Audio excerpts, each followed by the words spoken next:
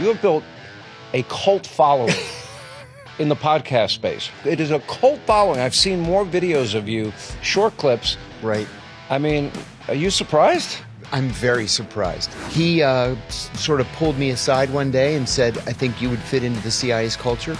18 months later, I was in the CIA. It's a dangerous job if you're a covert operative. It is. It's pretty dangerous. When they saw that they could get me, I was helpless. I was nobody. I'm a nobody.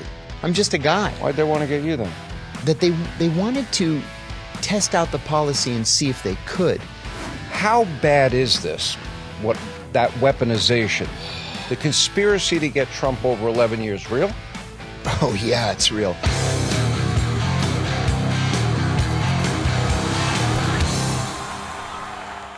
All right, when you talk about the CIA, it's a great mystery. And we've covered the deep state a lot, both on radio and television. I believe there is a deep state. I think there are unsavory actors. I think there are immoral actors.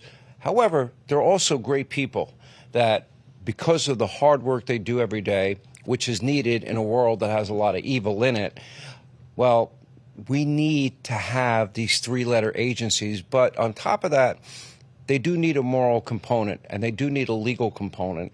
And when I introduce my next guest, we're going to talk about very specific issues involving the CIA, what he was involved in, his background, his career, controversies he's been involved in, and probably have some difference of opinion on some issues. You built, John Kiriakou is with us. You have built a cult following in the podcast space. It is a cult following. I've seen more videos of you, short clips. Right. I mean, are you surprised? I'm very surprised. Yeah, pretty cool. It's wonderful. It's quite literally been life-changing the last 8 weeks or so. I did a podcast interview with Stephen Bartlett for Diary of a CEO, and a 20-year-old sophomore at the University of Texas chopped that up into shorts, gave me a funny voice, had lasers shooting out of my eyes, and the rest is history. But, you know, a lot of people, I'll talk to a lot of new people in my industry, and somebody says something bad about them on social media. I'm like, why? First of all, why are you reading that bullshit? Number one. Number two, it's not a real world. You got to understand there are many paid outside influences and forces. You would know this as a CIA guy, that countries influence and are trying to specifically influence young people on a regular basis, and they spend millions of dollars doing it. True? Absolutely true. Yeah. So Absolutely it's not real. True. Why would people? You can't. I don't know why read it. anybody would pay any attention. I purposely don't look at Twitter. I find Twitter to be more hostile than the others. It's cancer. It is. It's awful. I'm not saying, by the way, I think it's great that we have it. Yeah. I use it. I do too. I communicate with people, but I don't read comments about me. No. Unless I want to feel crazy. suicidal, maybe I'll do it then. That's it. That's it. So, I probably have prepared more for this interview than any other one that I've done, a podcast, only because I didn't know the extent of all that you were involved in. And as I was doing a deep dive, I got more and more interested.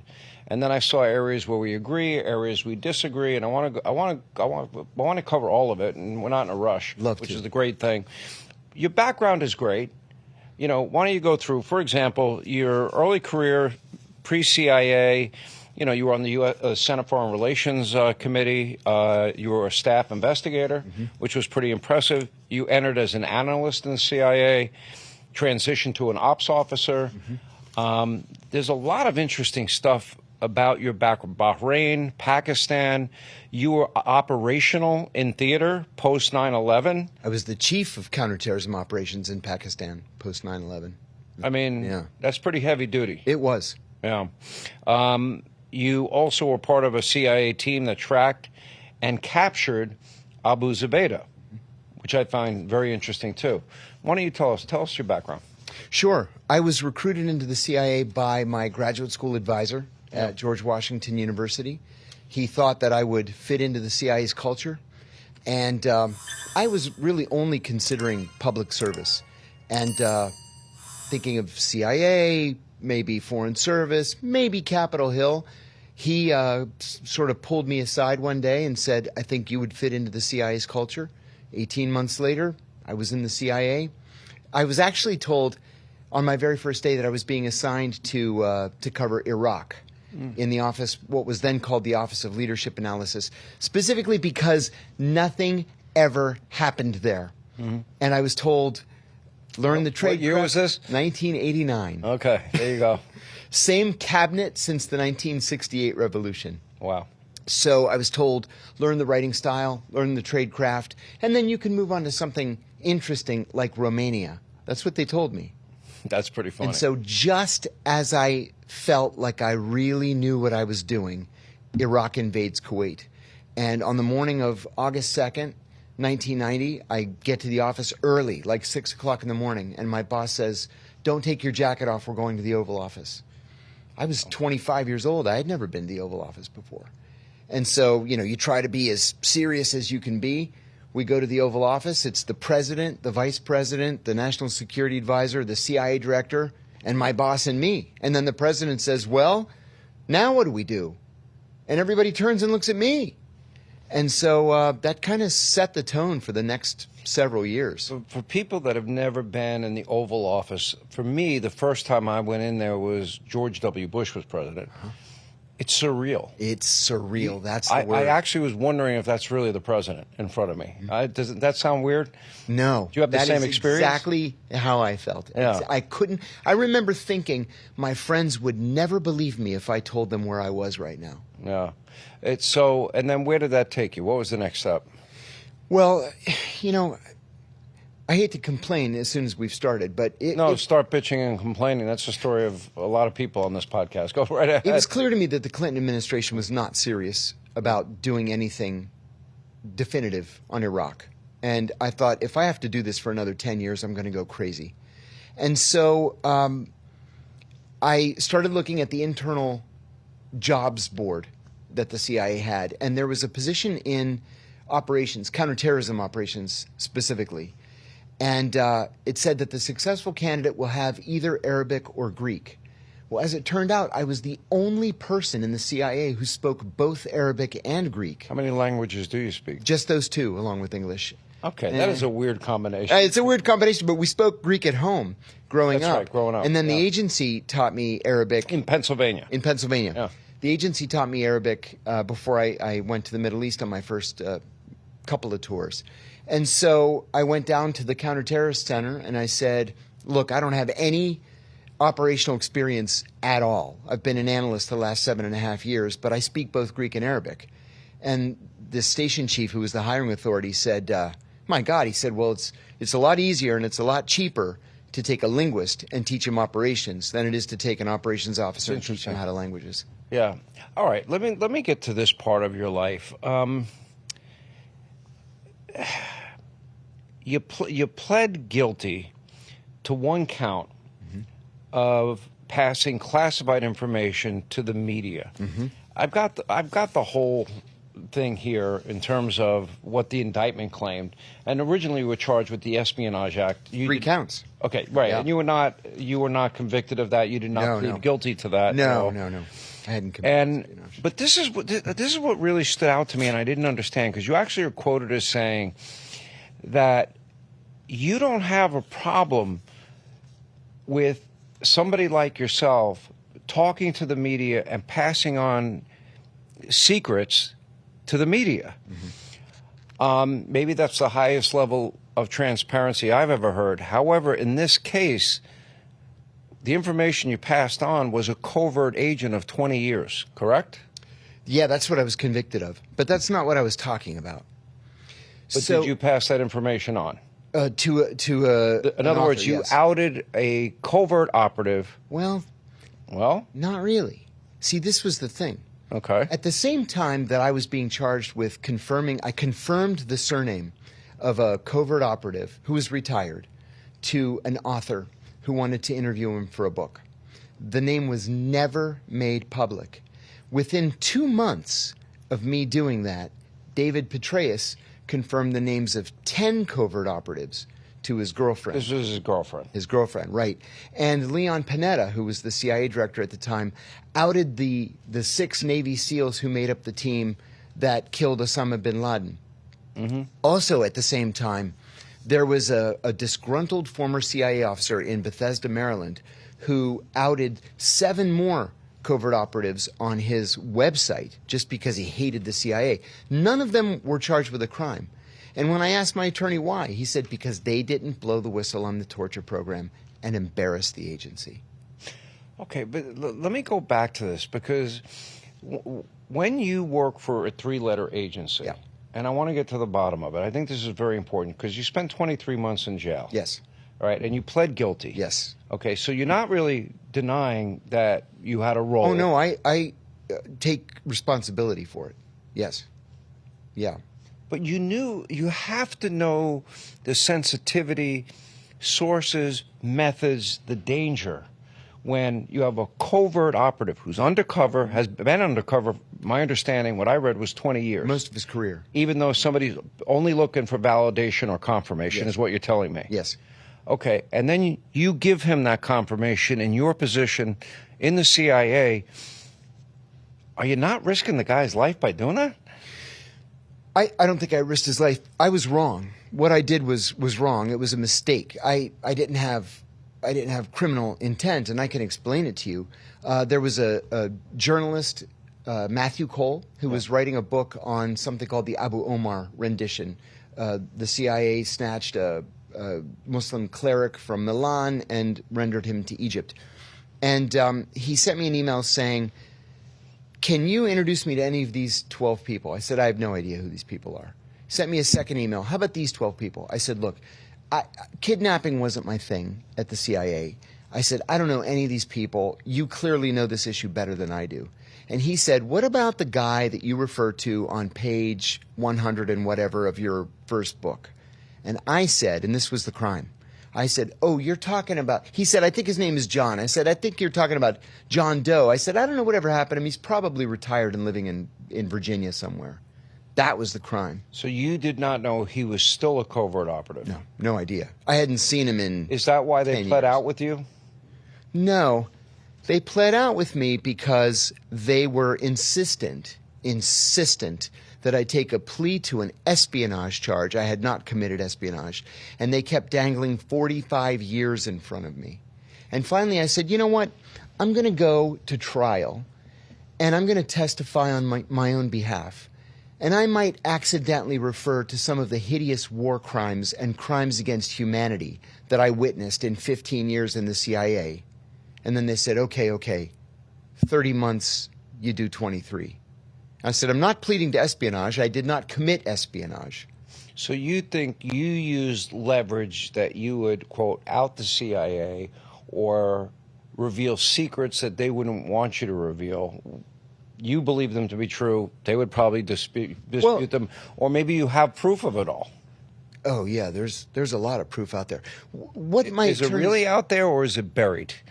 Oh, no, they've done a good job of burying it. Yes, you're right. But my attorneys said something early on in the case that motivated me. And it was that there is a law in this country that makes it illegal to classify a crime.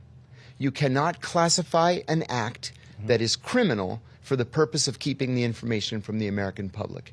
And the torture program was a crime. Enhanced interrogation was a crime. It doesn't matter what Jay Bybee said. But that's different than the operative, the covert operative. But that I admitted that I did. Right. I did it inadvertently. I was willing to take the heat for it. But they wanted to put me in prison for 45 years. Right, but you basically you pled out. I Yeah, mean, yeah. Everyone understands what a plea deal is.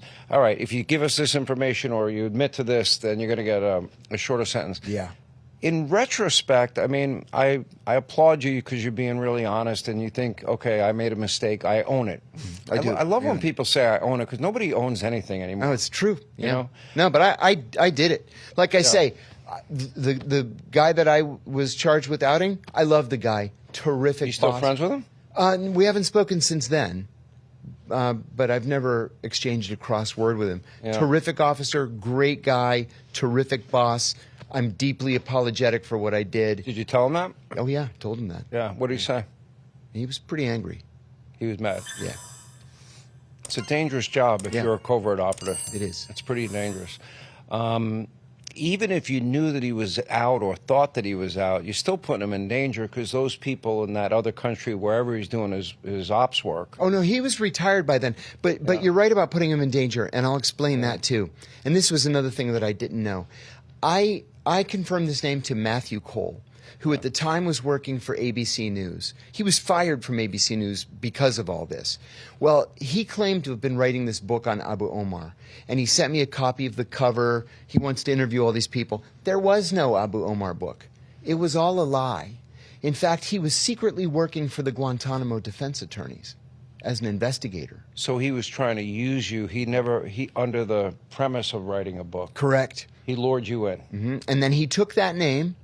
He gave it to Human Rights Watch. They gave it to the attorneys. The attorneys then wrote a classified motion asking a judge to order that this CIA officer sit for a deposition. The judge immediately recognized the name as being classified, Right. turned it over to the FBI. The FBI asked the attorneys, where'd you get the name? They said, we got it from Human Rights Watch. Where'd you get the name?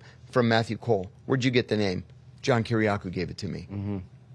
It wasn't pleasant. No, it was awful. 23 years in prison. 23 months in prison. But there was one thing, you can talk a little bit about what that was like.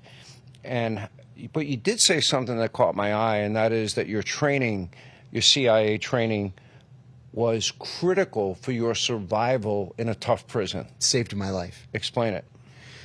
At sentencing, my attorneys asked the judge to recommend that I go to a minimum security work camp. The prosecution had no objection. So she says, okay, minimum security work camp. The CIA was furious. So they asked DOJ to send me instead to a higher security prison. When I got to the prison, I said, no, I'm supposed to be across the street at the camp. Yeah. And the guard said, not according to my paperwork, you're not. I told myself, take it easy. There's nothing you can do. Don't say anything. You'll end up in solitary. It took me 4 days to get access to a phone, and I called the lawyers. I said, listen, they put me in the actual prison with the Mafia dons and the pedophiles and the drug cartels, lots of murderers. But I also had worked at the CIA for 15 years. Yeah. Yeah, I did. So how did that help you? That's an interesting story. I ended up writing a book about it called Doing Time Like a Spy, How the CIA Taught Me to Survive and Thrive in Prison. I took these life lessons that the CIA taught me. Some of them were kind of tongue-in-cheek, like admit nothing, deny everything, make counter-accusations. But others were serious, like let others do your dirty work, for example. Form strategic alliances. Did you convince the child rapist and the murderer to do kitchen duty for you or do janitorial duty in the prison? Do we have time for a short example? Yeah, of course. There was a serial killer in my housing unit we called Truck. He was a long-distance truck driver, and he would pick up prostitutes at truck stops and murder them and throw them out of the truck. This is... Great place to live. Oh, it's great having these people just, around you 24 hours a day. This was before DNA testing. So he ended up strangling a woman who survived. And she identified him. She got the license plate of the truck as he was driving away. So he was doing 40 years. And for reasons that were never clear to me, he constantly sought my approval. He would say things like, oh, John, I saved you a seat in the TV room for the Steelers game this Sunday. I'd say, thanks, Truck. There was another man, though, who wanted to move into my cell. But we had a rule in our cell: no pedophiles and no rats. So I said, you a pedophile? He said, no. I said, what's your crime? He said, murder for hire. I said, I don't think I like that any better than pedophilia. I said, what were the circumstances? He said, oh, I have a gambling problem. I owed the mob $100,000. I took out a life insurance policy on my business partner, and I hired a hitman to kill him. And I said, and you ratted out the shooter? He said, well, they offered me 20 years. I said, no rats, no pedophiles. Well, he didn't like that. One day, I'm sitting in the TV room with Truck watching the Steelers game, and it just so happened that day that Jake Tapper had come up to the prison to interview me.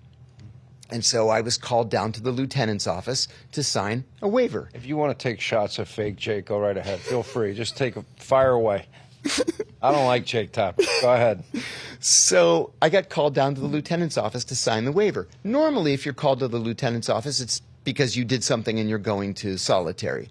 So I'm sitting there watching the Steelers game, and this rat didn't see that I'm sitting 1.5 feet away from him. And he says to the guy next to him, "Did you hear Kiriakou got called to the lieutenant's office?" He said, "That guy's a rat. He went down there to rat us out." Well, if you call somebody a rat, blood's going to be spilled. Yep. I didn't react in any way. And Truck said, "That guy just called you a rat." But I saw my opportunity. And I said, "Half an hour ago, I heard him call you a pedophile." And without saying a word, Truck got up and beat him almost to death. They had to land a helicopter in the yard to life flight him to Pittsburgh. This is CIA ops. That's exactly what it was. Accusation. I ran an op. Yeah. And so Truck got an extra 5 years and got sent to the maximum security penitentiary, got rid of him. And then the murder for hire guy, after 6 weeks in the hospital, came back. Somebody had told him what I did. And he came back with his head down saying, "I'm sorry, I called you a rat. I'll never do it again." And I said, "Listen, because I'm only going to say this once. If I ever hear my name cross your lips ever again, you're dead." And he said, "I understand." You're not that intimidating. No, I'm a nice physical guy. Presence. No. And I'm not saying that negatively. You No, don't I'm agreeing with You you. don't look like the guy that's jacked up in the, No. in the weight room at the prison outside, Nope. lifting 500 CIA pounds. rule number 4, let Yeah. others do your dirty work. That's an interesting. That's pretty fascinating. Here's the thing.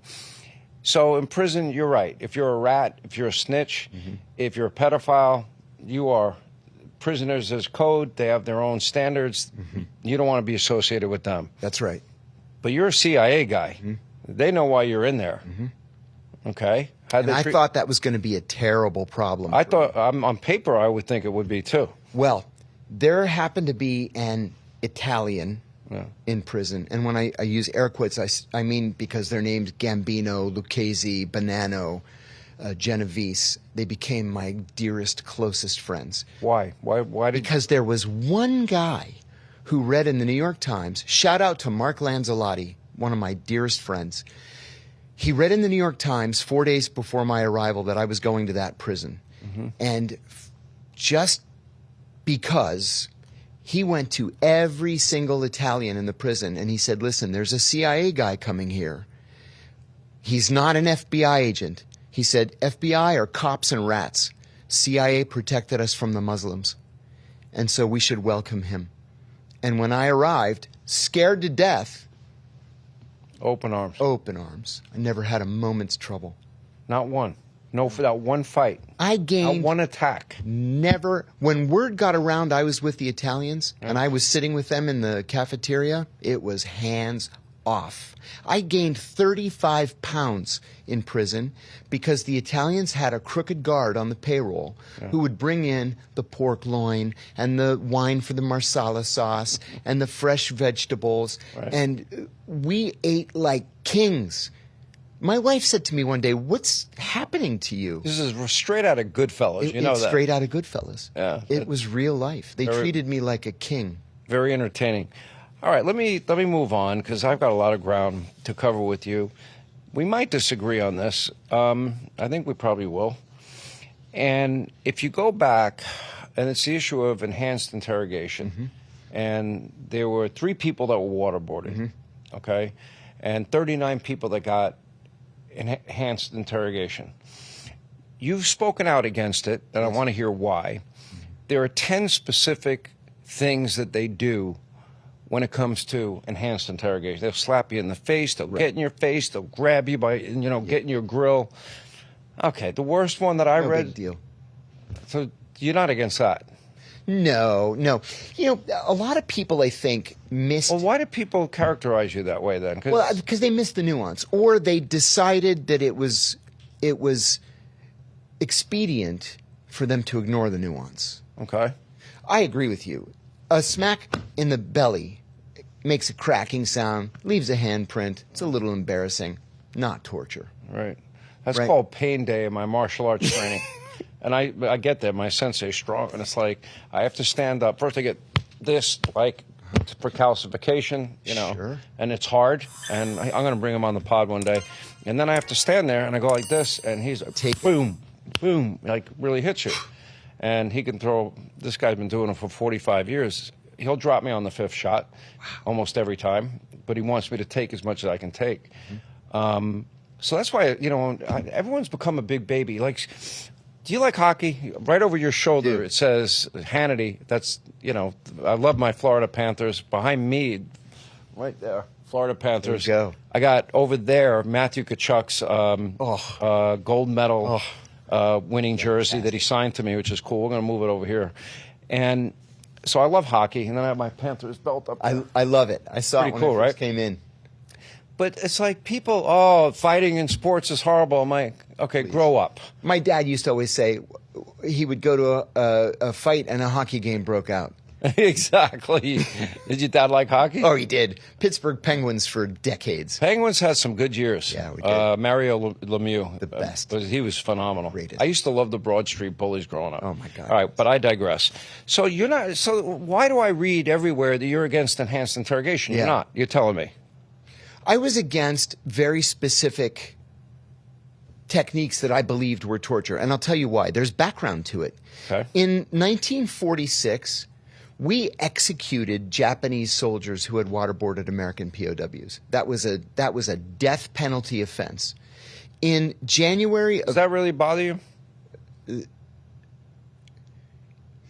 See, this is what I mean when I say it's You know, complicated. What I mean is we're a nation of laws. And we should be a nation of laws. That's what sets us above. Are there laws in war? There have to be. Yeah. There have to be. Really? Yeah. I've always believed that. Like, I think we should be above targeting civilian areas. Oh, sure. And we are. Yeah. We are. Yes. I think Israel does the same thing. If you look at all the targets in this Iran conflict, they're the ones that are targeting. They're sending those ballistic missile cluster bombs into Tel Aviv, densely populated areas. We don't do that. Right. We hit military targets.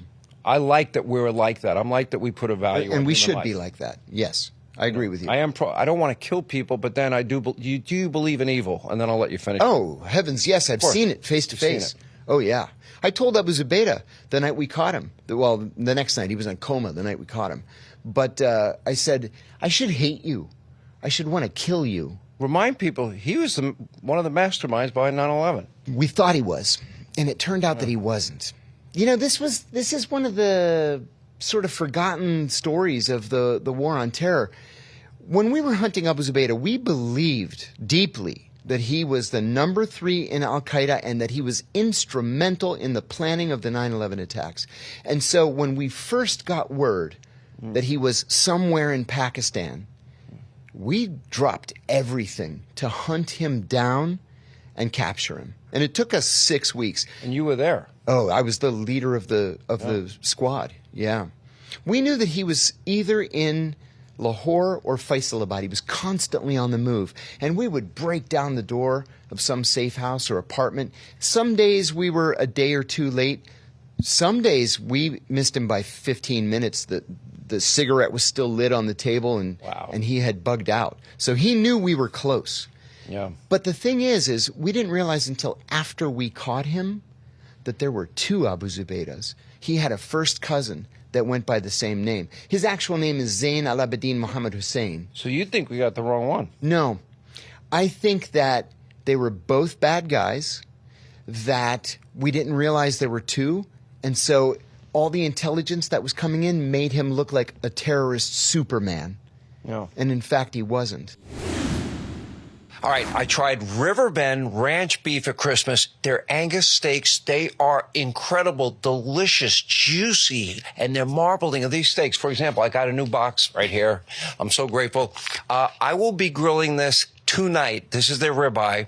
Now, there is a reason their steaks are so superior to other beef in the marketplace. For the past 35 years, Riverbend Ranch, they have been scouring the country. They use ultrasound technology, imagine this, to identify genetically superior Angus cattle with a focus on flavor and tenderness, and they use only the top 1 or 2% of the entire Angus population as their breeding stock, producing beef that has much more flavor, much more tender than your average Angus beef. For example, the New York strip. I love New York strip. You have it right there.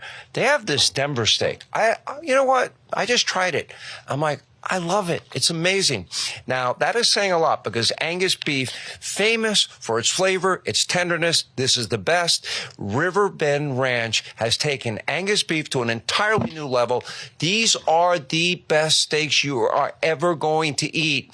And each steak aged to perfection, 21 days. And by the way, I love supporting American ranchers. All Riverbend Ranch cattle, born and raised right here in the USA, never use growth hormones, no antibiotics, and the beef is processed right at the ranch in their award-winning USDA-inspected processing facility, so you avoid all the costly middlemen because the beef is sent directly from Riverbend Ranch right to your home. You can order their beef. Go to riverbendranch.com, riverbendranch.com, and I'm telling you, they have the most spectacular steak bundles.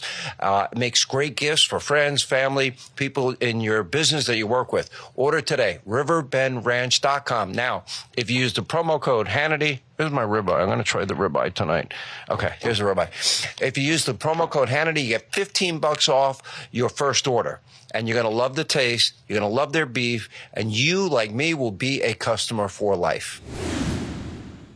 There's another story, too, maybe you can clarify, because he was in bad shape when you guys got him. Yeah. And didn't you get him the finest medical care and save his life? Finest medical... I told him this. 10 o'clock p.m., the night that we caught him at 2 a.m., 2:20 a.m., I stood on this coffee table. We had 36 CIA and FBI officers, and we had about 50 Pakistani intelligence and police special forces called the Punjab Elite Force. They wore T-shirts with a 9mm, very cool, very tough guys. The only ones who didn't wear bulletproof vests that night. They weren't afraid of anybody. Mm-hmm. And I said, listen, there's only one rule tonight. Don't shoot them. My orders are to take them alive. Don't shoot them. Well, when we started breaking down the door of the Abu Zubaydah house, Abu Zubaydah, a Syrian bomber, and Abu Zubaydah's bodyguard went to the roof of the house and began to jump to the roof of the neighboring house to escape. Sure. A Pakistani policeman standing on the street just started picking them off with an AK-47. Killed the bomber instantly. He was dead before he hit the ground. Do you think that was done on purpose to shut him up? That is something I've struggled with all these years. We never told the Pakistanis who the target was. The living Jason Bourne. I know, but I'm a normal guy. This is the thing that's I don't think you're normal. Funny. I think, these are not normal experiences. But they're not normal They're very cool. I'm going to interrupt myself for a second and say a CIA psychiatrist once told me that the CIA actively seeks to hire people who have sociopathic tendencies. They try not to hire sociopaths because sociopaths have no conscience. Right. But they blow right through the polygraph, so they're kind of hard to weed out. So I said, well, what's a sociopathic tendency? And she said to me, I'm going to give you something from your own personnel file. When I was interviewing for the job, there were 4 of us in this group interview, and the HR person said, let's say you are a CIA officer overseas, and headquarters sends you a cable, and they say, we really, really need the new Indonesian economic numbers. Right. So you call the Indonesian economic officer at the embassy, and you invite him to lunch, and then you invite him to dinner. And then your wives become friends, and you go on vacation together, and you become best friends. But after 6 months, you realize he is not recruitable. But headquarters really needs that information. So what do? And this guy raises his hand, and he said, you just have to work harder and double down. And I was like, what? That's a terrible... Not going to work. No. Either going to give He's it up not recruitable. They just said so. Yeah. And then another guy says, you ask for another 6 months, and you just keep doing, you spend more money, take him to more places. And then this woman says, you get the wives involved, maybe you can do it through the wives. I raised my hand. I said, you break into the Indonesian embassy and you steal it. And the guy says, that's exactly what you do. A normal person wouldn't break into a foreign embassy and steal classified documents. I don't know that. I would. I would too. So maybe we're two psychopaths here. I have no idea based on that definition. I mean, all of this is what really is fascinating because, I mean, if I had to go back and pick other careers in my life, I love what I'm doing. Just talking to you is a lot of fun for me, and hanging out with you and all the other people I get to interview and the experience I've had, I'd never give those up. However, if there's other things that I think would be really cool, being a spy would be right up there. Frankly, I'm surprised they haven't approached you because of your Oh, I think I have been approached. There you I'll give you an example. There have been a number of countries, especially since President Trump was elected the second time. I mean, kings, queens, leaders, very wealthy countries, they have wanted, would you like to come over for a visit? Would you like to I was asked if I want to have tea. I haven't had tea in my entire life. I'm the wrong guy to pick for tea. Beer, maybe. Tea, no. There you go. And I immediately, instinctively knew that there was no good coming out of that, and the answer was a flat-out no. That's a soft approach. That's exactly what that was. That was a soft approach to see if I'd be open. Now, why do I suspect, and tell me if I'm totally paranoid, that if I went and I said, I want to tell you about a business I'm involved in, and I wanted them to invest. They would have thrown the money right at you. A lot of money. Why? What would they want in exchange? There's got to be a quid pro quo. They know that you're friendly with the president, and you would be their back channel. May I give you another example? I really want to hear it. When I was stationed in Bahrain, 1994 to 96, I was the economic officer at the American Embassy. And we had a visit by David Rockefeller. He was well into his 90s. And Ambassador David Ransom, an absolutely wonderful, wonderful boss, great ambassador, said to me, I want you to be his control officer. Take care of the schedule, drive him everywhere he needs to go. You're in charge of everything. I said, great. So the emir, the leader of the country, wanted to have a big state dinner. Literally everybody was invited, the entire cabinet, the entire diplomatic corps. And the reason for David Rockefeller's visit was that the U.S. Bahrain Banking Society was giving him some award. So they gave him the award, the big dinner, and then 3 days later he left.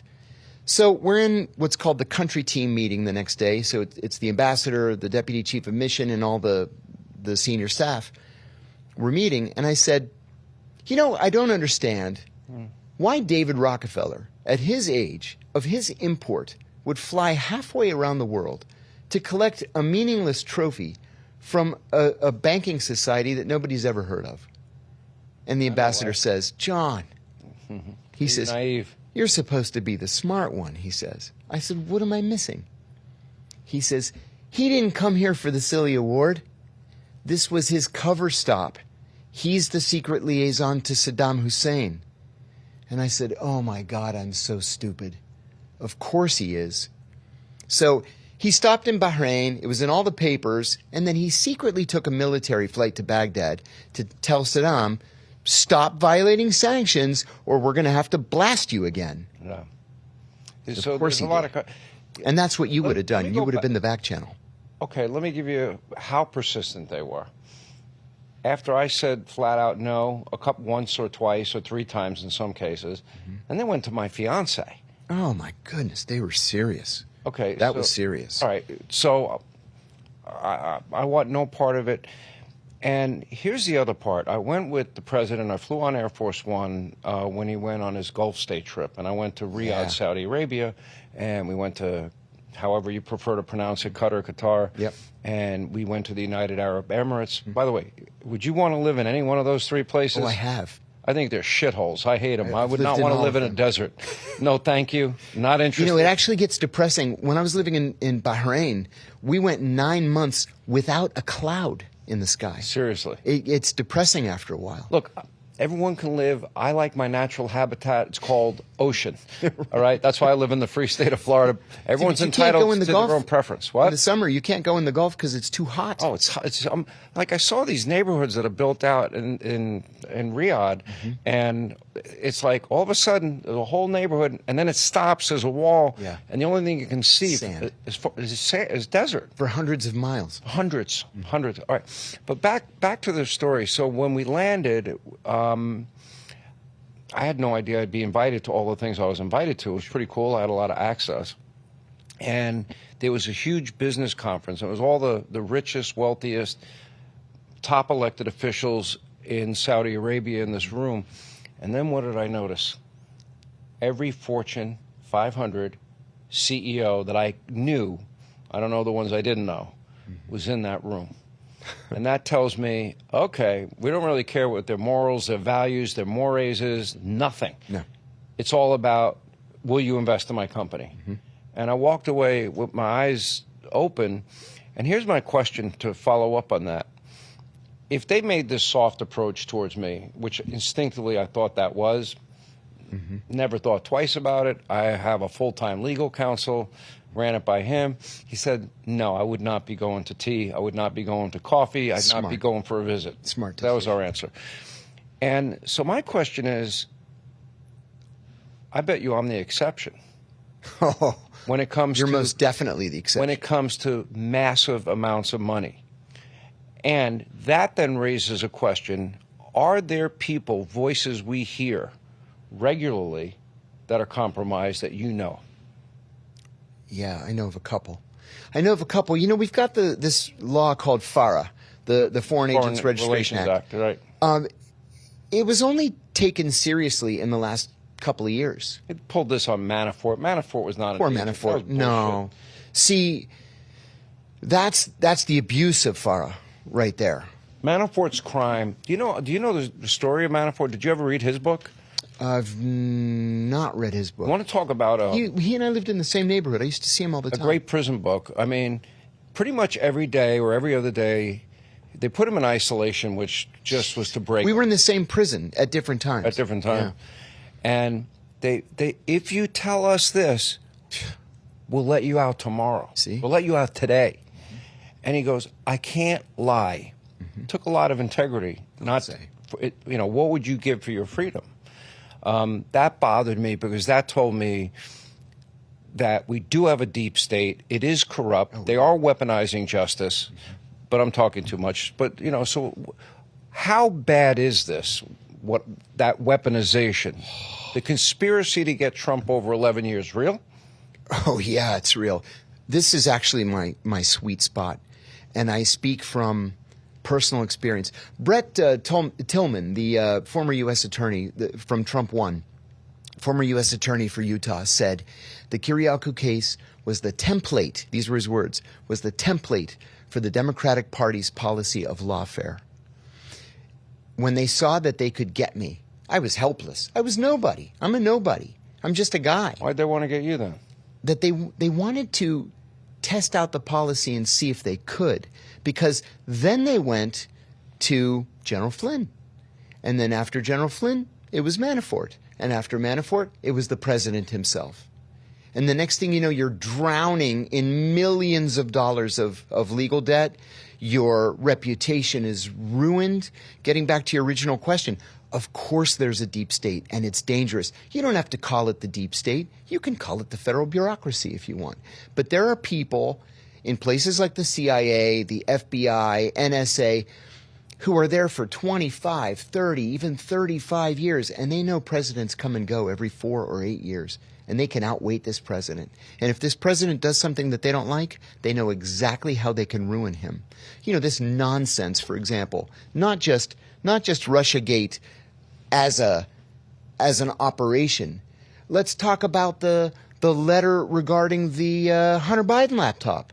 I know every single one of the 51 signatories on that letter. Every single one of them was a Democrat. And not just a Democrat, but a Democratic activist. And that didn't used to be the case at the CIA. I remember working with a woman.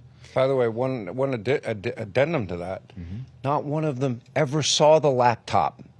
Oh no my one God, ever are you kidding examined me? the laptop. They didn't know anything about the laptop. And it was such mealy-mouthed CIA language that it bore all the hallmarks of a Russian. They got a call from disinformation Tony campaign.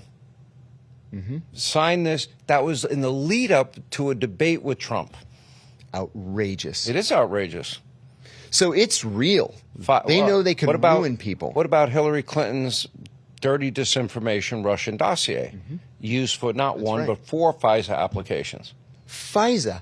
You know how easy it is to ruin a person's life Yep. with FISA? I mean, there's no... Carter Page. Carter Page. I've spoken to him a number of times. Good about guy. this. A very good guy. Yeah. Yeah, we had this one. One of our lawyers was the same guy. They ruined his life. They drove him into bankruptcy. Look at General Flynn. And besides just the mean-spiritedness of what they did to General Flynn, that was entrapment if I've ever seen entrapment. Did you see he just got paid out all these years later? Remember Ray Donovan? Where do I go to get my Where do I name go to back? get my reputation back? I know. Exactly. All right, let me go back because we can talk. If I get into this, we're never going to stop. Well, may I interrupt you for 1 second? Please, go right ahead. After my arrest, we received 15,000 pages of classified discovery from the Justice Department. What we found in those 15,000 pages was a memo from John Brennan. John and I always hated each other, I hate him too. going back to 1990. There's rumors everywhere he's about to be indicted. God, we can only hope. He wrote a memo to Eric Holder saying, charge him with espionage. And Holder wrote back and said, my people don't think he committed espionage. And then Brennan wrote back and said, charge him anyway have and that. make him defend himself. It's classified. And when a reporter said, if it's classified, aren't you violating the law by telling us that it exists? And I said, I dare them to indict me. I dare them to. I want Kash Patel to release it. declassify that, and then I want you to sue them. We've approached him Would you ever sue them?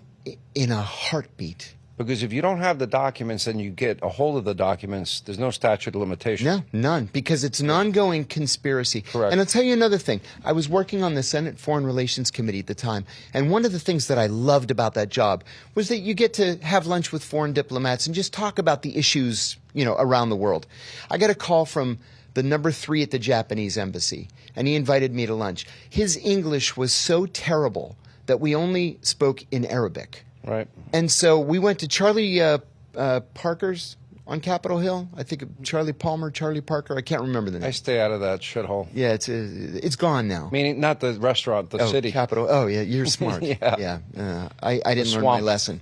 So we go, and at the end of the lunch, I still remember what we talked about. We talked about Israeli elections, Turkish elections, and the Arab-Israeli peace talks that were taking place at the time. And at the end of the lunch, he says to me, so what's next for you? And I said, well, I promised Senator Kerry that I'd give him 2 years. It's been 2.5. I have 5 kids. I have to put my kids through college. I think I'm gonna resign soon and go into the private sector. And he says, no, don't do that. If you give me information, I can give you money. And I said, the heck is wrong with you? Right. How many times do you think I made that pitch? Shame on you, cold pitching me like that. I'm reporting this, I said. And I threw $25 on the table and I walked out, and I went without stopping to the Senate security officer. And I said I was just pitched by a foreign intelligence officer. Wow. So he told me to sit at this standalone computer, not connected to the internet, write it up, and he's going to courier it to the FBI. So I did that. He calls me later. He says, 2 FBI agents are going to come up and interview you tomorrow. I said, great. So they come up, and they said, here's what we want you to do. Call him back, invite him to lunch, and try to get him to tell you exactly what information he wants and how much he's willing to pay for it. And because I'm a patriot, I said, you want me to wear a wire? They said, no, we're going to be at the next table. I said, he doesn't speak English. He only speaks Arabic. They said, we're going to record everything. I said, okay. They call me. I call him. I invite him to lunch. He says, yes. They call me the morning of the lunch. And they say that something came up, but go ahead with the lunch and write them another memo. So I did that. And then they asked me to do it a 3rd time and a 4th time and a 5th time, which I did. In the 5th lunch, he says to me, I have great news. I got promoted. I'm going to be the #2 in the Japanese embassy in Cairo. I said, congratulations. I shook his hand, never saw him again. Wow. I get the 15,000 pages of classified discovery. A year later, I've just been arrested. And it turns out there never was any Japanese diplomat. He was an FBI agent. Setting you up. Setting me up for a real espionage charge. And so we get this memo, we find this memo from him to Peter Strzok, who actually put the cuffs on me. Peter Strzok did. Mm-hmm. And the memo said, recommend that we end this operation. He's clearly not going to take the bait. Well, of course I'm not, because I'm a patriot. So I said to my lead attorney, Plato Kacharis, he was a legendary figure in Washington. I said, why would they do this? And he said, because they have a shit case and they know it's shit, and that's why we're going to trial. Let me go back to Brennan for a second. Mm-hmm. If you remember, and this is where I do respect a lot of people in your business, the CIA.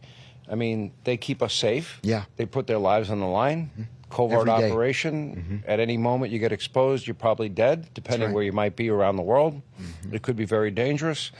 And so at the end of the 2016 election, they did an intelligence community assessment on whether or not Vladimir Putin had influenced that Yes. election. Right, National Intelligence Assessment. These are career, professional, top people making the assessment.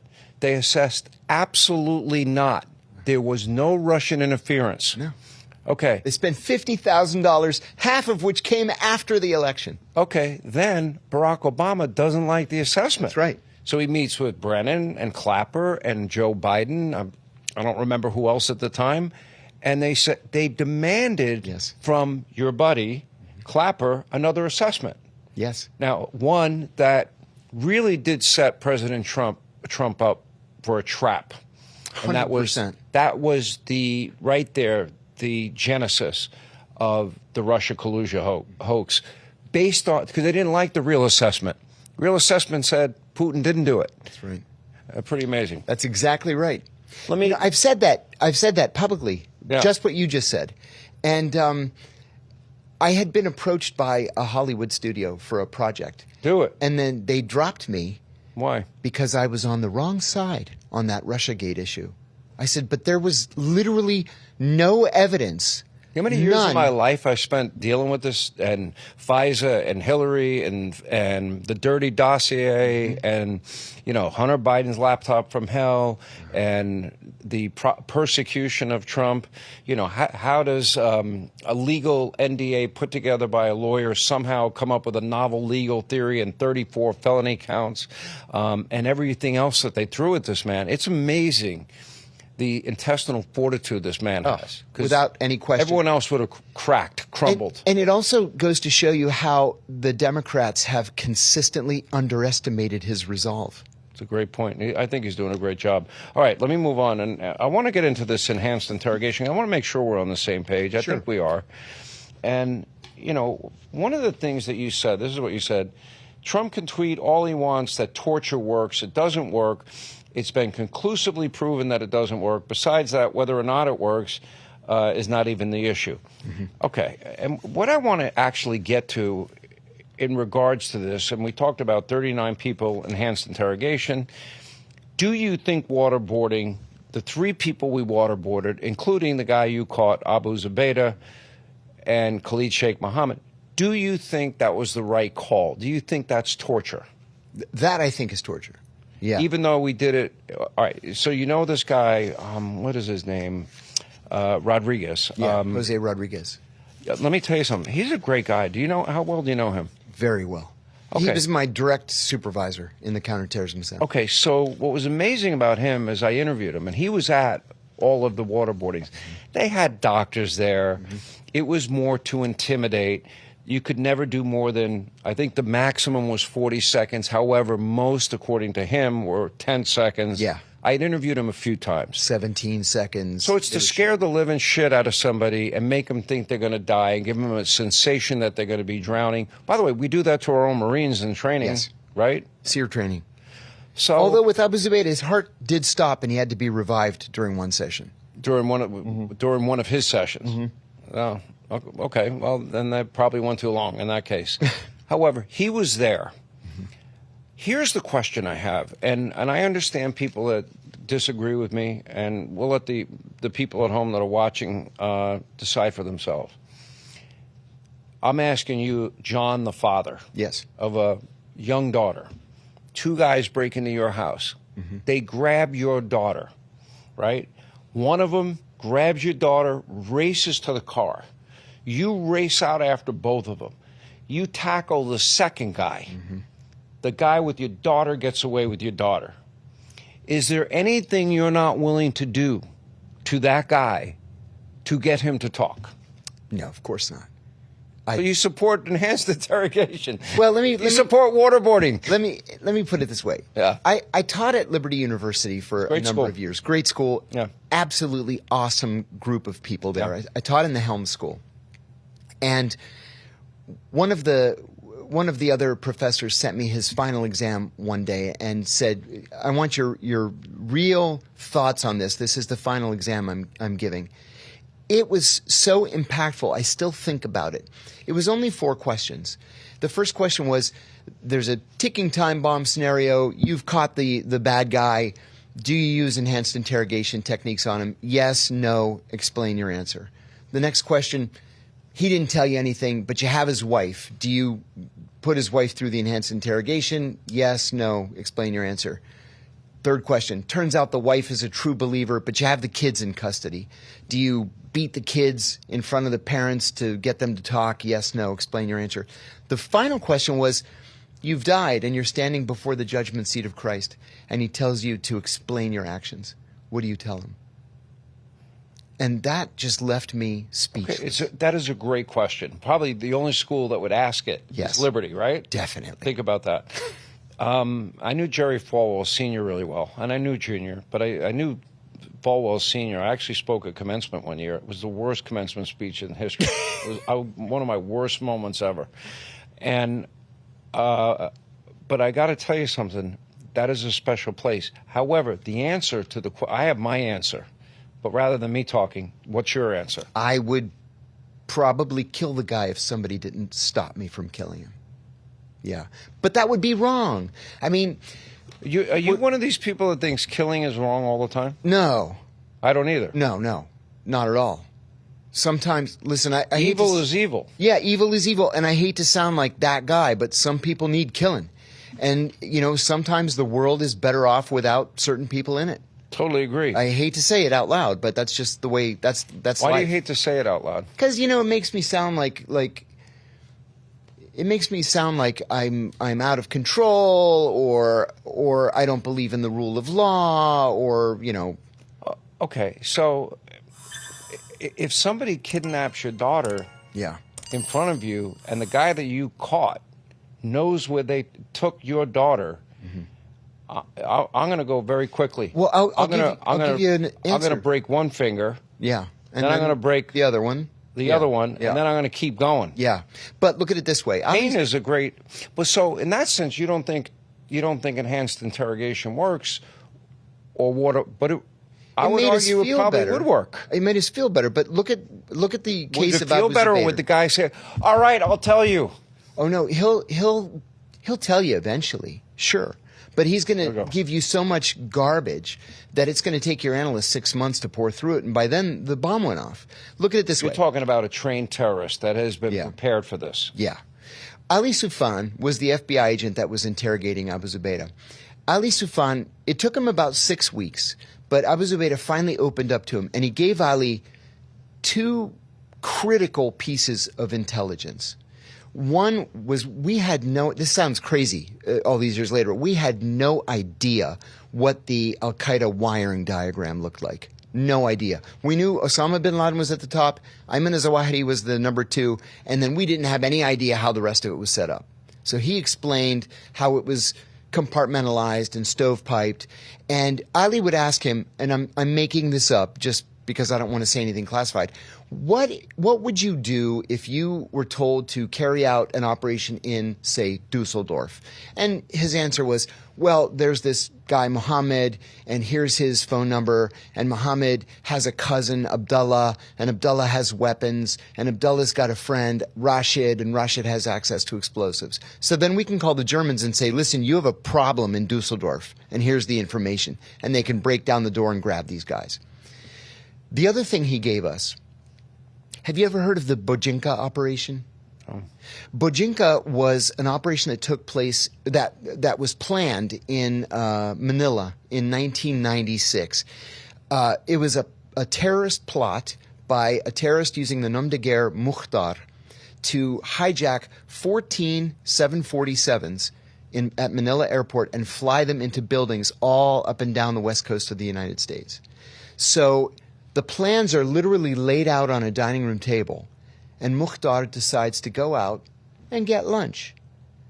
And a cleaning lady comes in to clean the apartment, and she looks at the table and says, this looks like a terrorist operation. I better call the cops. So she calls the cops, and the cops come and say, this looks like a terrorist operation. We better call the Philippine Intelligence Service. And then they come, but by now Mukhtar has run. And they said, this looks like a terrorist operation. We better call the CIA. So the CIA comes. Okay, the Bojinka plot has been disrupted. All we knew was that this guy's name was Mukhtar. So Ali Sufan asks Abu Zubaydah, who is Mukhtar? And Abu Zubaydah laughed at him and said, you don't know who Mukhtar is?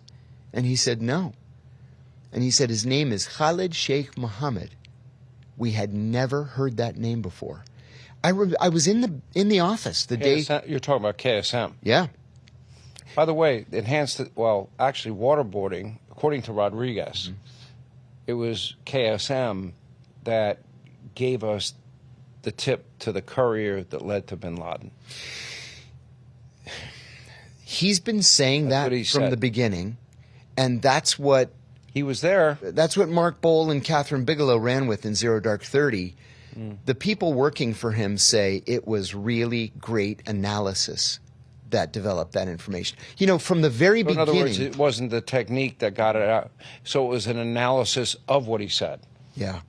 It was an analysis. You had to give up something. There had to be some clue in there that would bring him to that conclusion. See, and that nugget, which really was the crown jewel, the location of Osama bin Laden, that would have made the entire enhanced interrogation program worthwhile if it were to be true.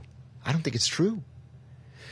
We went to Al Jazeera in the very beginning. I'm not being a jerk. I really don't understand this. Because what you're saying is he didn't say the exact words, but he gave him enough information to figure it out through analysis. See, I don't even think that's the case. Well, then... We knew about the courier system. We had been working on the courier system since the 90s. But we didn't know about bin Laden's courier. This guy told him who the courier was. Yeah. Yeah. Yeah, the name. Mm-hmm. We had started at the opposite end. We started at Al Jazeera in the 90s, and we asked Al Jazeera, where'd you get the tape? And they said, we got it from this guy. So we found that guy. Where'd you get the tape? I got it from the other guy. Where'd you get the tape? We were able to go back 4 couriers, sometimes 5, and then we would lose the trail. So, yeah, Jose says that the name came from KSM. No. His chief of operations says that that's not exactly true. All right, if it feels like everybody's sick right now, guess what? You are not imagining it.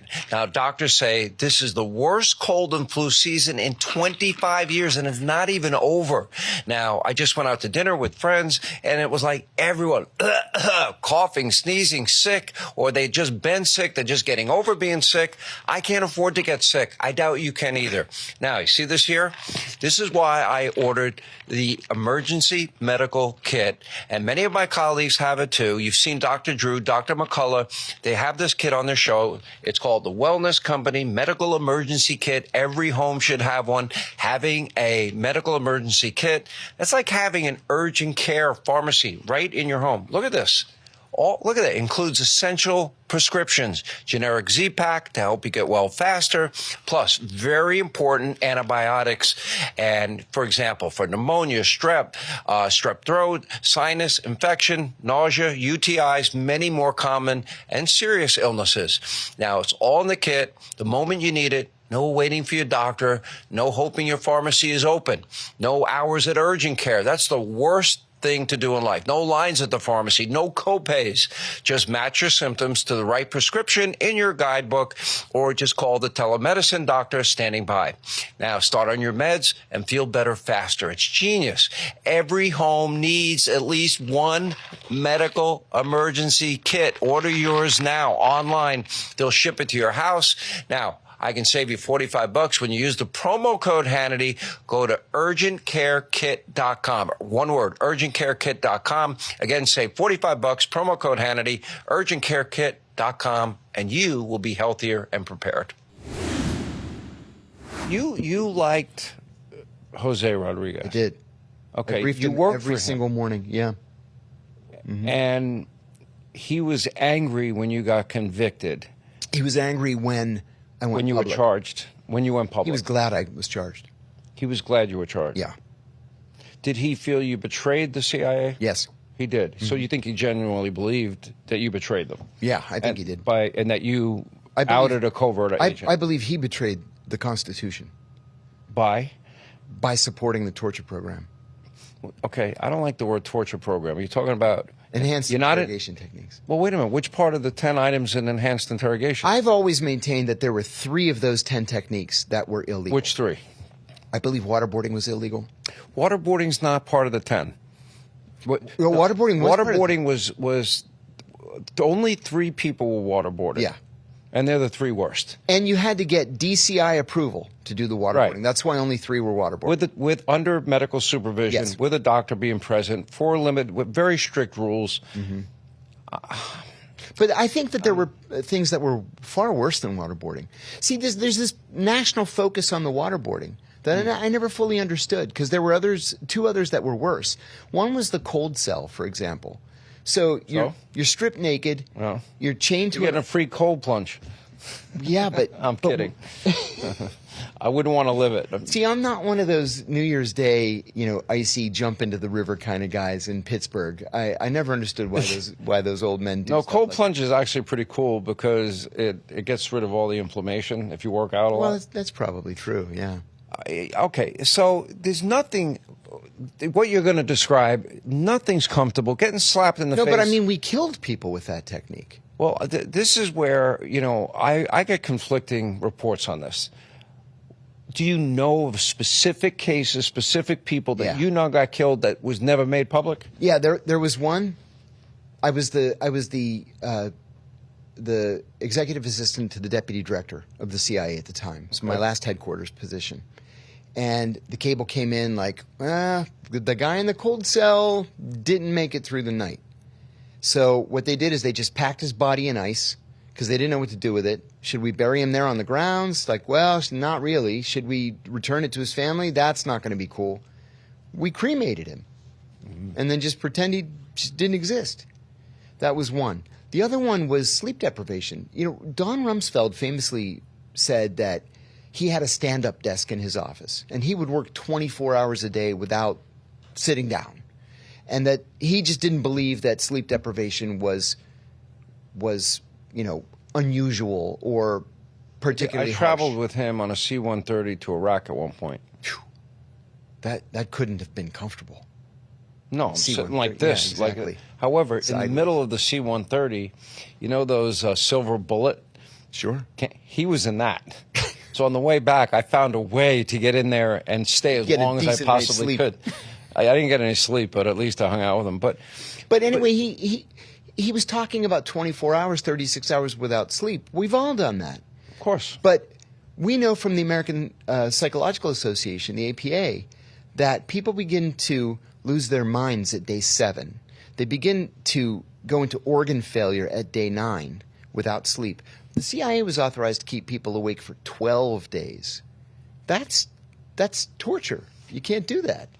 All right.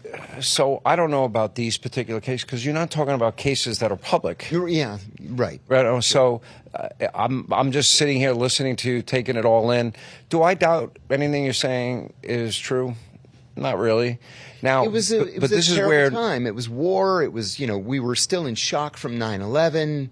All the above, and I think we made a lot of mistakes. I mean, I Sure. think one of the things that Trump learned, I think he's following 3 history lessons as he executes the war with Iran. 1, peace through strength, obviously.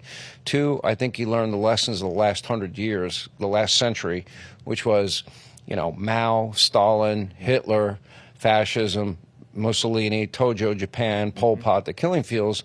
And the other lesson I think he learned was Iraq and Afghanistan. Right. And that is no boots on the ground unless absolutely needed, Yes. quick and out, and no forever wars. People still think at this taping that this is going to be a forever war. It's not. No. It's going to end probably quickly. I can't imagine this turns into one of the long wars. It doesn't make any sense. He won't let it.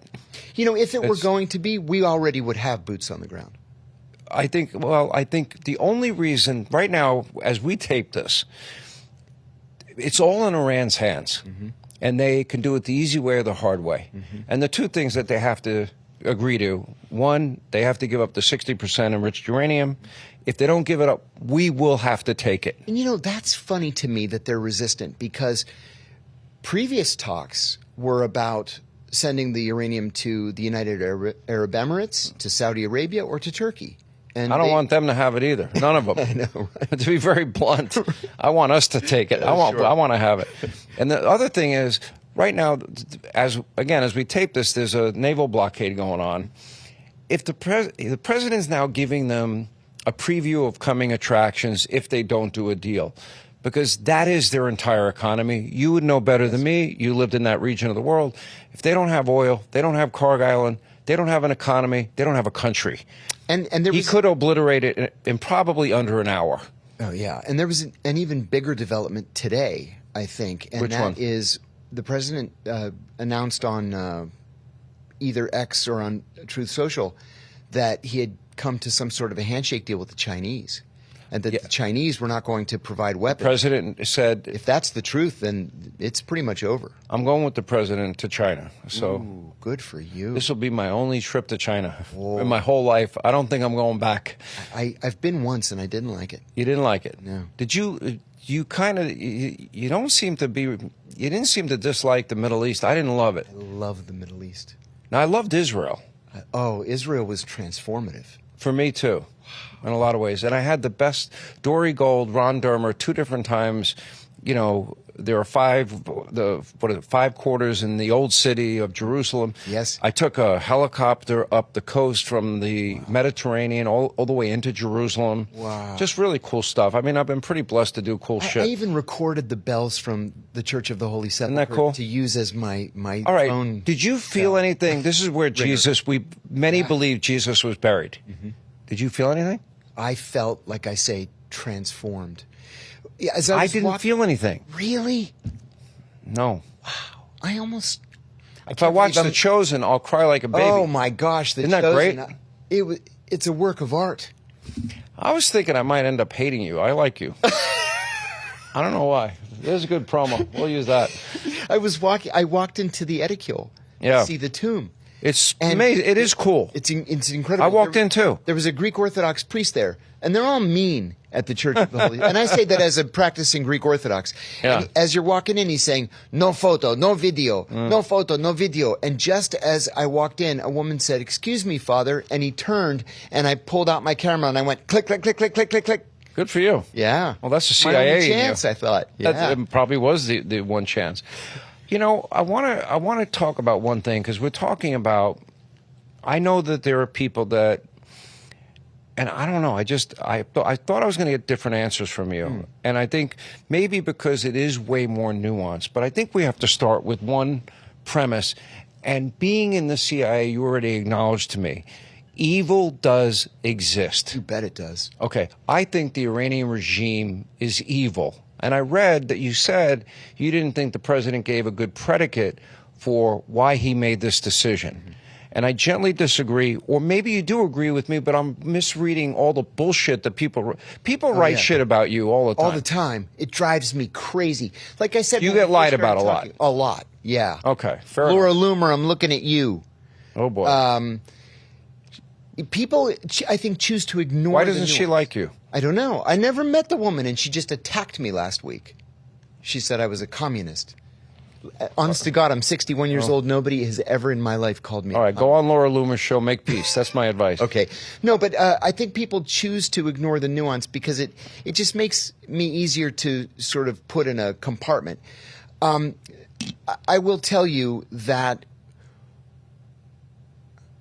I was doing a double agent operation, Okay. a very sensitive double agent operation, 6 months before the 9/11 attacks.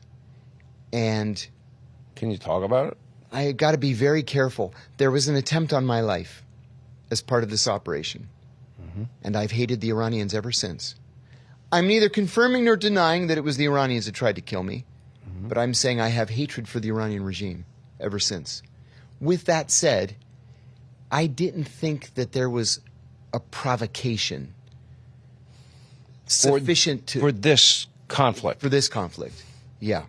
Let me see if I can convince you, or at least maybe give you the thinking that went into President Trump's Oh, mind. I welcome it. You know, it really pisses me off. I've known President Trump for 30 years.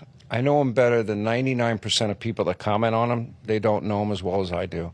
And I've been blessed to know him. And he's a force of nature, unlike any other human being I've ever met. Consistently underestimated. Very well said. And most people don't pick up on that. And here's what did it. And Steve Witkoff, I brought him back on my show twice because people didn't hear him the first time. When he was negotiating with him, the Iranians, this is, again, they didn't listen before. They had 50 days before Israel struck them. They had time before Midnight Hammer. Okay, so I'm giving you the context. And this was the negotiating period before Epic Fury. Right. Okay. Witkoff, Jared, meet with the Iranians. They claim they have an inalienable right to nuclear weapons. Number one, President Trump said how many times they can't have nuclear weapons. Rule number one. The red line. That was his red line. Then they were bragging they had the 460 kilograms of 60% enriched uranium. In 12 days or less, that can be enriched to 90%. And then we learned in the conflict, we didn't know, and this makes me mad because we always underestimate their ability, that their ballistic missile range was much further than we knew. They can hit Paris and London. Yeah, once they stripped down those missiles, it did. extended the range by something like 60%. Thank you. Why can't everyone else explain it that simply? So here's my point. That to me, reading the tea leaves, conversations with the president, you know, he listens to everybody. I know people that didn't want him to do this, that sat in his office 2 days before trying to talk him out of it. Really? Yes, 100%. I know people in his inner circle that were begging him not to do it. And then here's the beauty of how he makes decisions. He listened to everybody, but what the final tipping point, the urgency for him, was what Steve Witkoff discovered. Wow. That was it. That actually makes perfect sense. Okay, is that assuming that 60% enriched uranium exists, do you, as using your intelligence background, is that an existential threat? Yeah, because even if they don't enrich the uranium beyond 60%, they could wreak havoc on the entire region Dirty by bomb. making a dirty bomb. Thank you. Why can't, and that's what frustrates me. People say, oh, Bibi caused him to do this. Bullshit. Israel caused it. Bullshit. He saw it as a threat to the U.S. I got it. He's never abandoned America first, and that's like a narrative that's out there, chatter everywhere. He just hasn't. Right. Let me ask you this. Is the world better and safer that they can't enrich uranium? And will it be better and safer if we get the uranium? Oh, yeah. I think definitely yes. And if they need uranium for, medical purposes or, whatever, they can enter into international agreements through the United Nations and Witkoff offered sign a deal. Offered them low-grade enriched uranium for free There it is. in perpetuity. There it is. They said no. Well, Why? then that's on them because they don't need it for medical research. But nobody paid attention to it. Nobody wanted to hear the truth. See, these little details. Wouldn't it be wonderful if life were always so easy and so simple and clear-cut and black and white? Yeah. And it's not. It's complicated.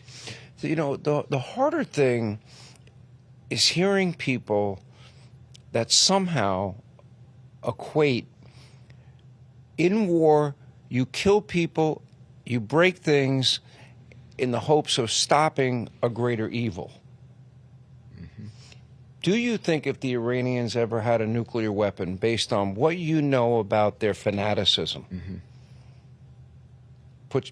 strap bombs on children, tell them to go kill innocent men, women, and children, and that you're going to be rewarded in heaven by Allah with 72 virgins?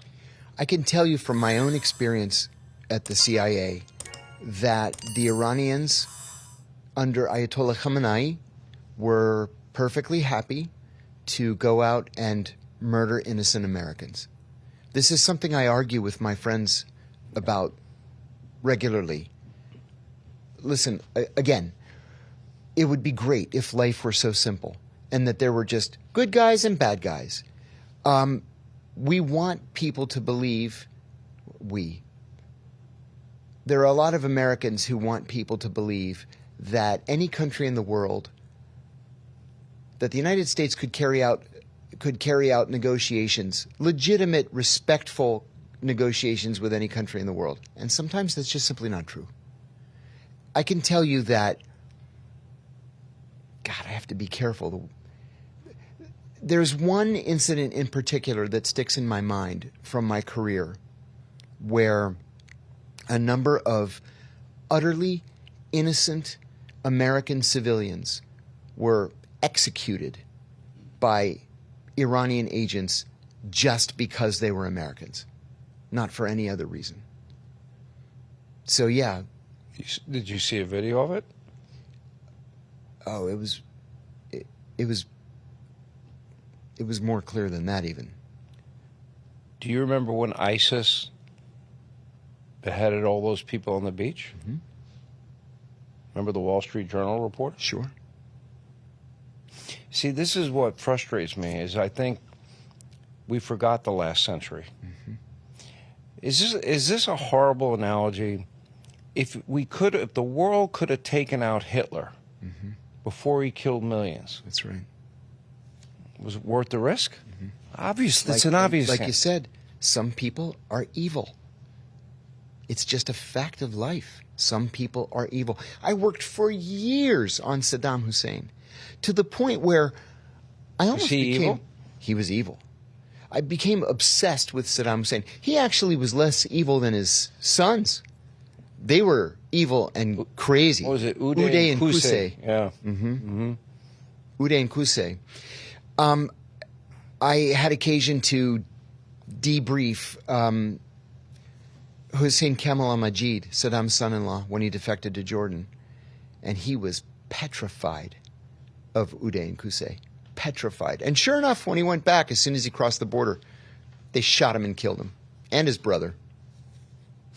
What do you think the biggest challenges are? I mean, America doesn't have an appetite for long wars. No.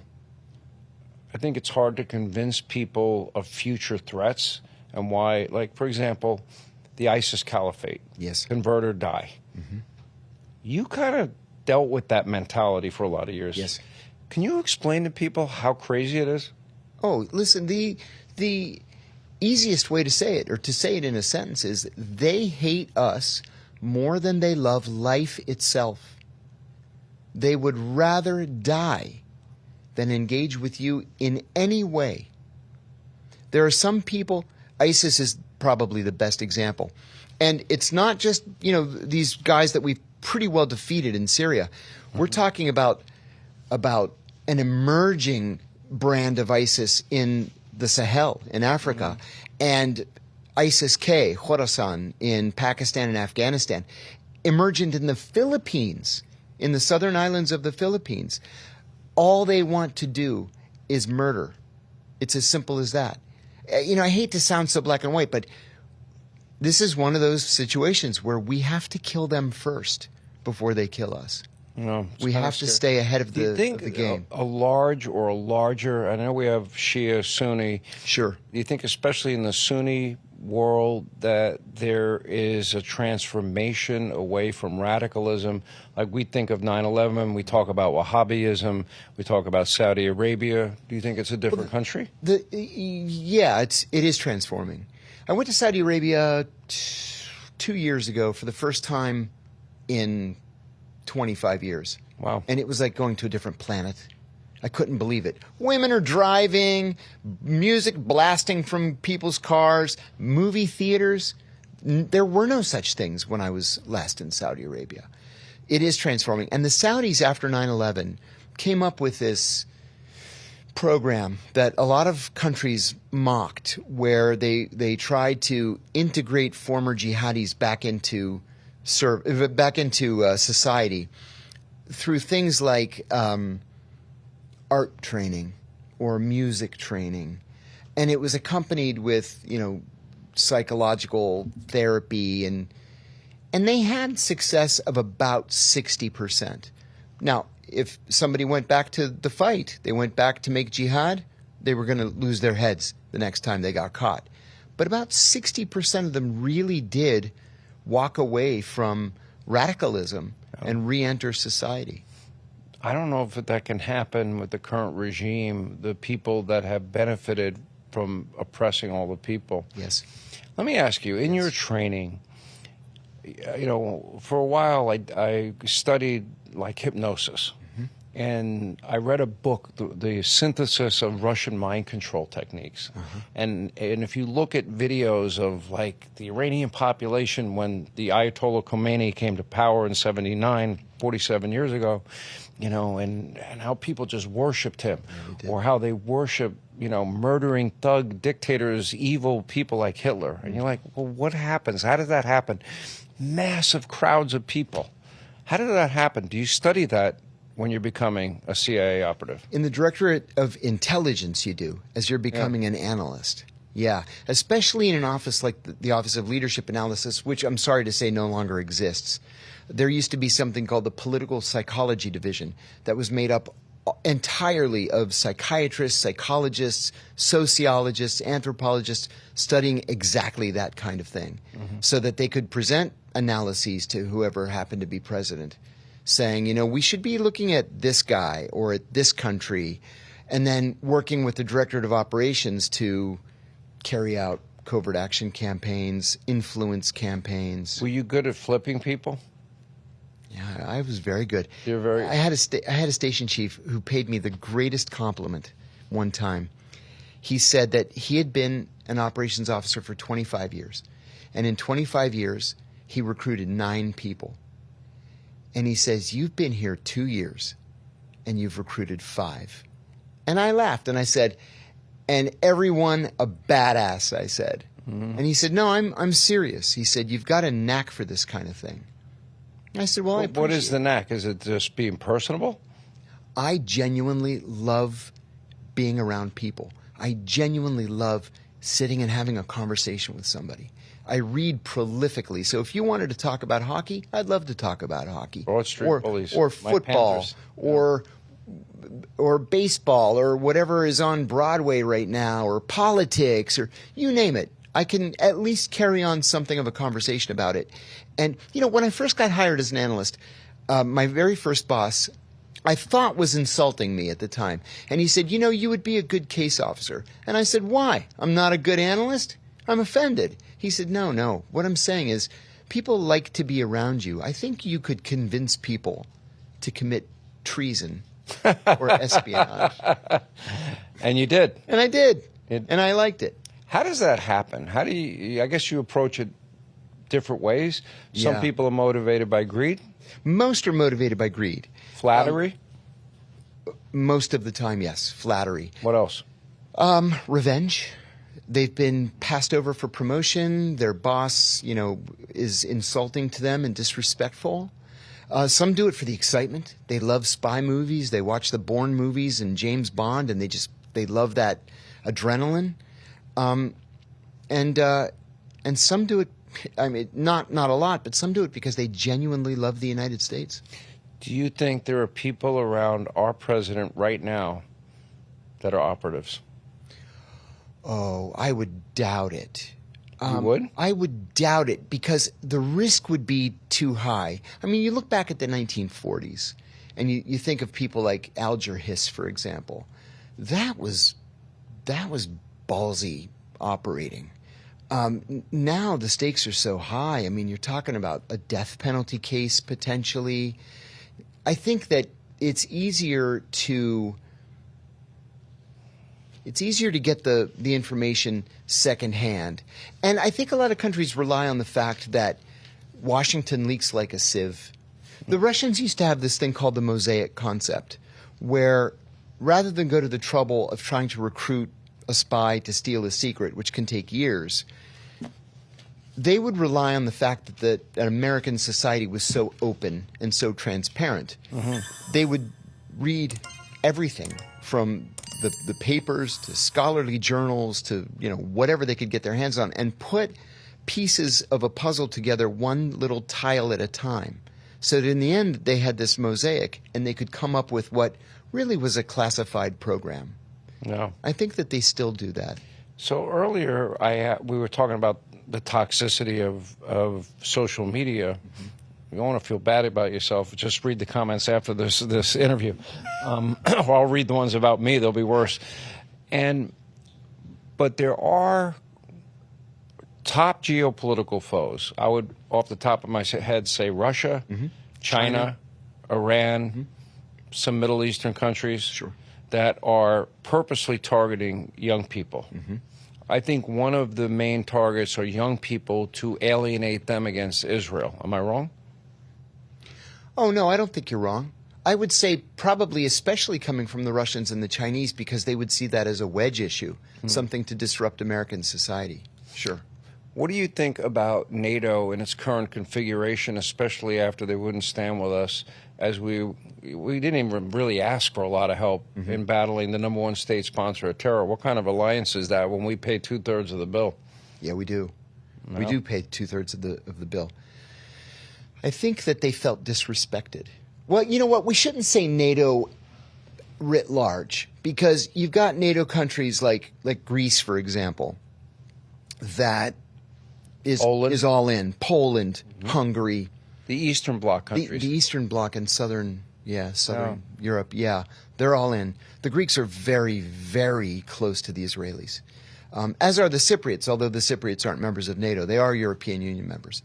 But I think that the Western European countries largely felt, well, Ireland, Spain, and Italy aside, that's a different situation. Well, Spain was awful, Ireland was awful, and frankly, Great Britain was awful, and the French were awful. But this is what I'm getting at. I think they felt disrespected. I think that they felt like they weren't consulted, and that if they had been consulted, if they had been asked Donald Trump's nicely, supposed to, I know it's get not on his bended knee and nature. Ask permission. Never happened. I think Europe, and I want to get your thoughts on this, is in a steep decline. Mm-hmm. I think unfettered, illegal immigration without assimilation. I never thought we'd see 100 Sharia courts in Great Britain. I never thought no-go zones in France and other parts of Europe would be real. Add to that the embrace of radical socialism, mm-hmm. climate alarmism, mm-hmm. And then their neglect of national security and defense. And it's not just they don't pay their fair share to NATO. It's just they don't build out the next generation of weaponry.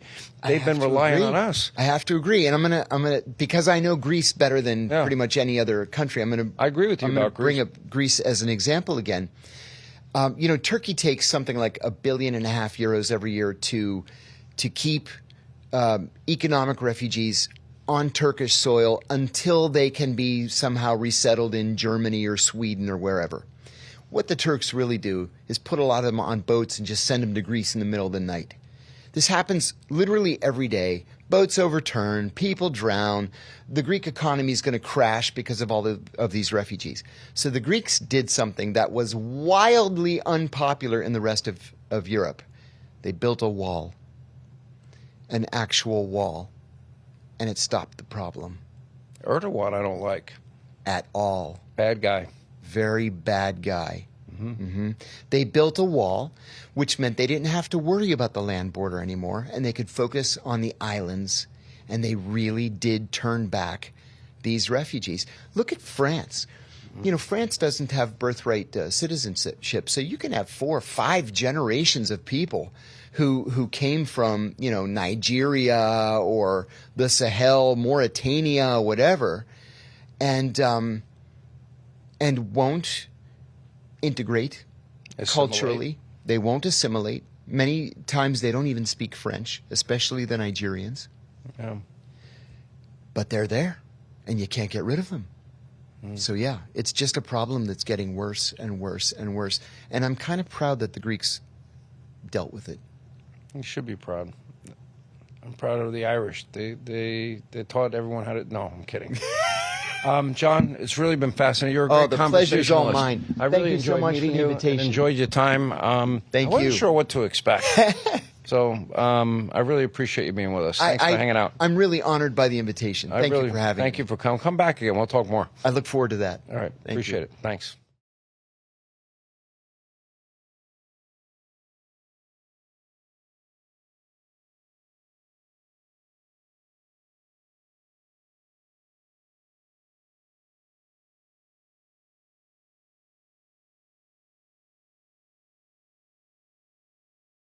Thank you guys so much for watching today's episode, hanging out with me, Sean Hannity. If you enjoyed this conversation, be sure to like this video, subscribe to the channel so you never, ever, ever, ever miss an episode. We've got a lot more great, I mean really great content coming your way. We hope you'll subscribe.